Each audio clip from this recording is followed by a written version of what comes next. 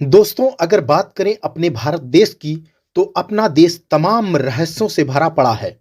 बहुत सारे ऐसे रहस्य हैं जिनका आज तक पता नहीं लगाया जा सका।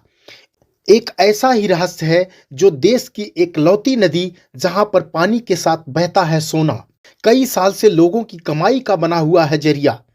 भारत में 400 से भी ज्यादा छोटी बड़ी नदियां बहती हैं। देश भर में बहती हुई इन नदियों की कुछ न कुछ खासियत है। लेकिन आज हम आपको एक ऐसी नदी के बारे में बताने जा रहे हैं जो सोने की नदी कहा जाता है।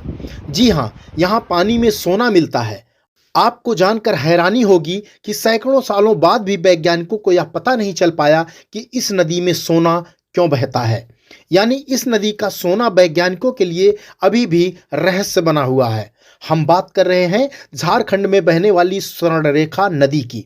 नदी में पानी के साथ सोना बहने की वजह से इसे स्वर्ण नदी के नाम से जाना जाता है। झारखंड में कुछ ऐसी जगह हैं जहां स्थानीय आदिवासी इस नदी में सुबह जाते हैं और दिन भर रेत छानकर सोने की कण इकट्ठा करते हैं। इस काम में उनकी कई पीढ़ियां लगी हुई हैं। तमाड़ और सारंडा जैसे इलाके ऐसे हैं जहां पुरुष, महिलाएं और बच्चे सुबह उठकर नदी से सोना इकट्ठे करने का काम करते हैं।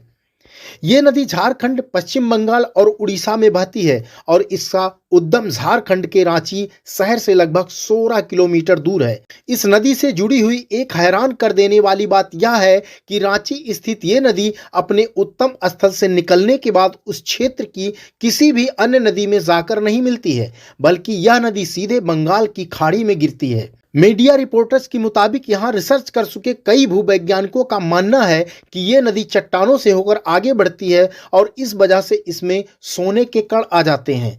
हालांकि इस बात में कितनी सच्चाई है, इस बात का पता आज तक नहीं लगाया जा सका है। स्वर्णरेखा की एक सहायक नदी करकरी की रेत में भी सोने के कण मिलते हैं, जबकि कुछ लोगों का यह भी कहना है कि स्वर्णरेखा नदी में जो सोने के कण पाए जाते हैं वह करकरी नदी से ही बहकर आते हैं।